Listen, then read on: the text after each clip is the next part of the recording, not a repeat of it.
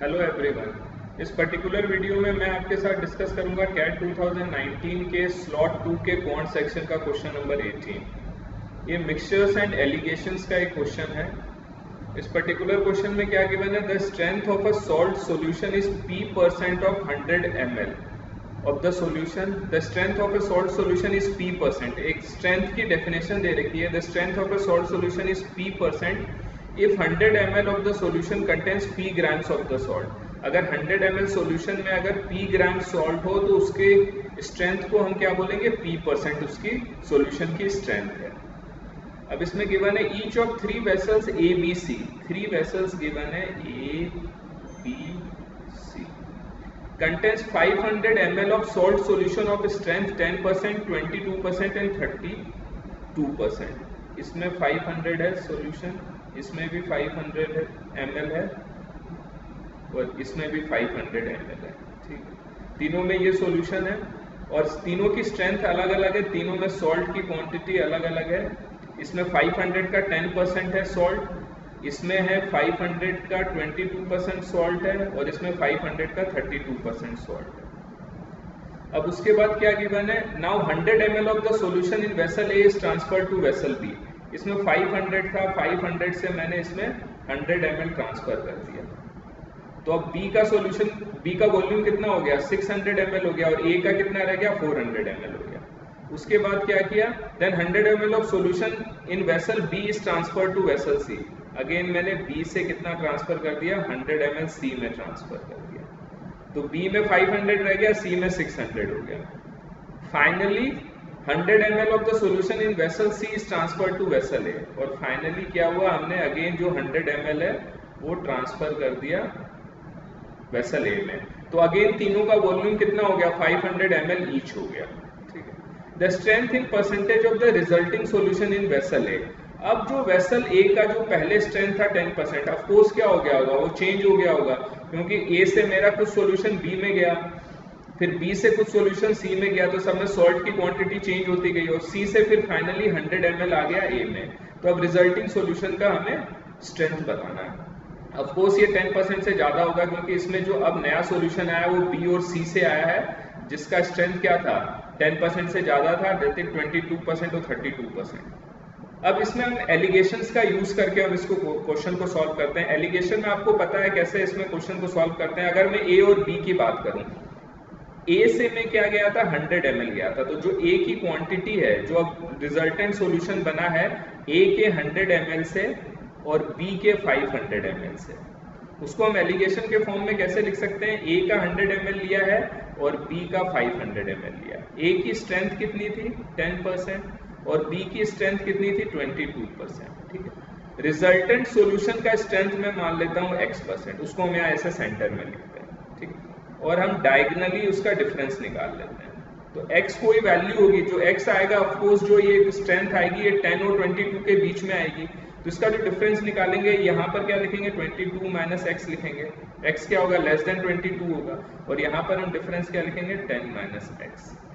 तो ये आपको पता है इस केस में क्या होता है, जो वॉल्यूम का रेशियो होगा वो किसके, कॉन्सेंट्रेशन या हम बोल सकते हैं स्ट्रेंथ के रेशियो के बराबर होता है रिजल्टिंग मिक्सचर के। एलिगेशंस में हमको आपको पता है एलिगेशन का रूल ये होता है।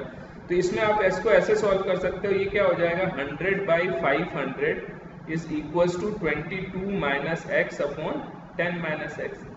ये एलिगेशन के नॉलेज से हमें ये पता है ये होगा। तो इसको क्रॉस मल्टीप्लाई करोगे तो क्या आ गया, 10 minus x is equals to 22 into 5 क्या हो गया, 110 माइनस 5x।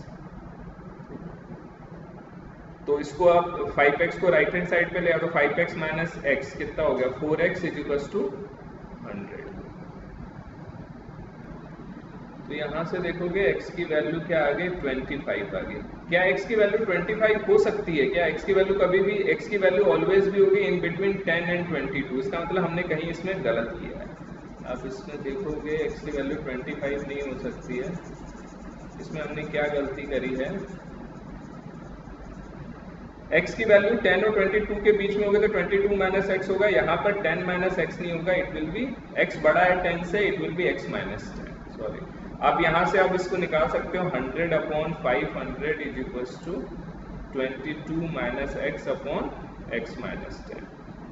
तो ये अपना आ गया, क्रॉस मल्टीप्लाई करोगे तो x minus 10 is equal to 110 minus 5x, तो 6x इक्वल टू 120, तो x की वैल्यू क्या आ गई 20%। ये आप चेक करोगे, ये 20% 10 और 22 के बीच में आ रहा है, और जिसका वॉल्यूम ज्यादा होता है, जैसे B का वॉल्यूम ज्यादा है 500, उसके टुवर्ड्स ये ज्यादा रहता है कॉन्सेंट्रेशन। ऑफ कोर्स आप लॉजिकली सोच सकते हो, इसलिए 20% आप देख सकते हो, it's more near to 22% than 10%। तो हमारा अब जो फाइनल मिक्सचर आ गया, जो हमारे 600 ml का होगा, जिसमें A का 100 ml था और B का 500 था, उसका कॉन्सेंट्रेशन या स्ट्रेंथ कितना आ गया 20% आ गया।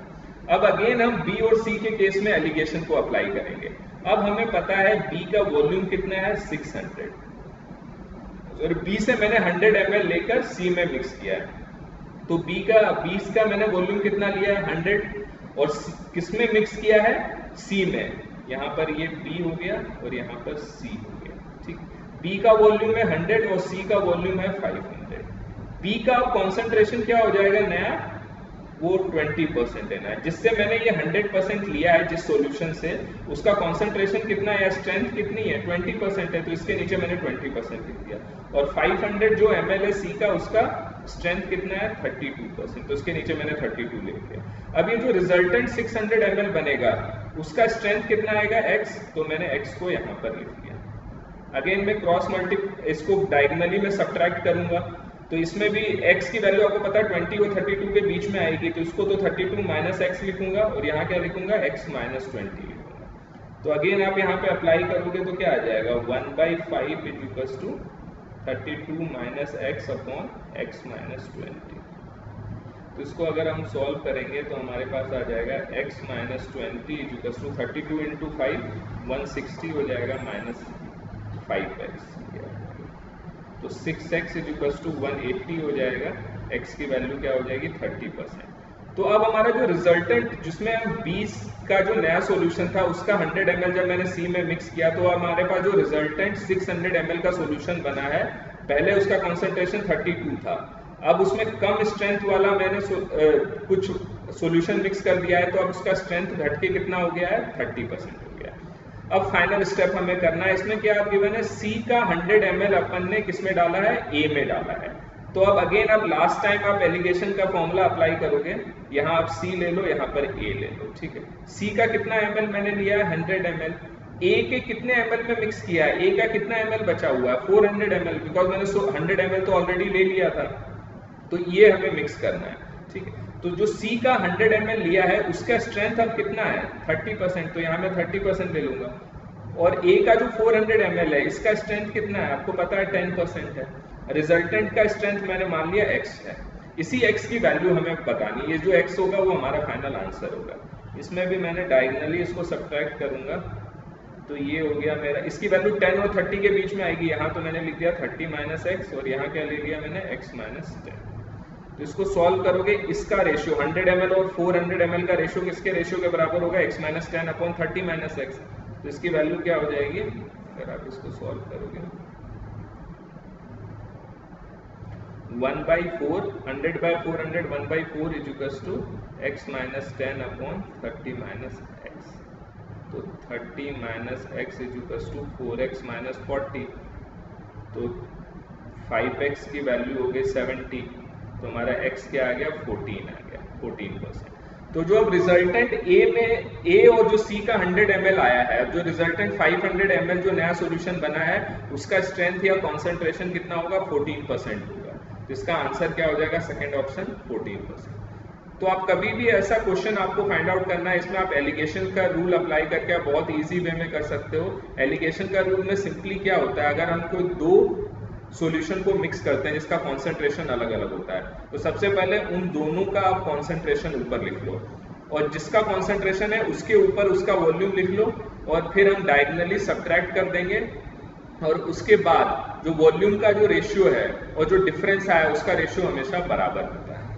आप चाहो तो मैं आपको ऐसे बता सकता हूँ, अगर मान लो आपको कोई कॉन्सेंट्रेशन का क्वेश्चन है, कोई एक सॉल्यूशन है, उसका मैंने x ml लिया है, ठीक है, x ml, और उसका जो कॉन्सेंट्रेशन है मान लो p% है, ठीक, और दूसरा सॉल्यूशन लिया है मैंने y ml, ठीक, इसका कॉन्सेंट्रेशन है Q%। अगर आपको फाइनली ये बताना है जब मैं इसको मिक्स करूंगा, इसका XmL और इसका YmL मिक्स करूंगा, फर्स्ट का XmL और सेकेंड का YmL मिक्स करूंगा, तो हमारे पास जो रिजल्टेंट सॉल्यूशन बनेगा उसकी वैल्यू, उसका कॉन्सेंट्रेशन कितना होगा।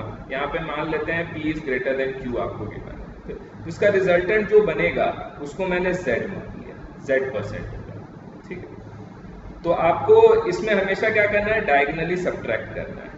तो ये Z की वैल्यू हमेशा P और Q के बीच में आएगी, तो ये हो गया P माइनस Z हो गया, और ये क्या हो गया, डायगोनली सब्ट्रैक्ट करोगे Z माइनस Q। तो एलिगेशन से आप बोल सकते हो X बाई वाई की वैल्यू क्या होगी, always equals to Z minus Q upon P minus Z। तो इसको सॉल्व करके आप Z की वैल्यू निकाल सकते हो। इसी कॉन्सेप्ट का यूज करके मैंने इस क्वेश्चन को सॉल्व किया। अगर आपको कोई भी डाउट हो तो आप कमेंट करके पूछ सकते हो। Thank you so much for watching.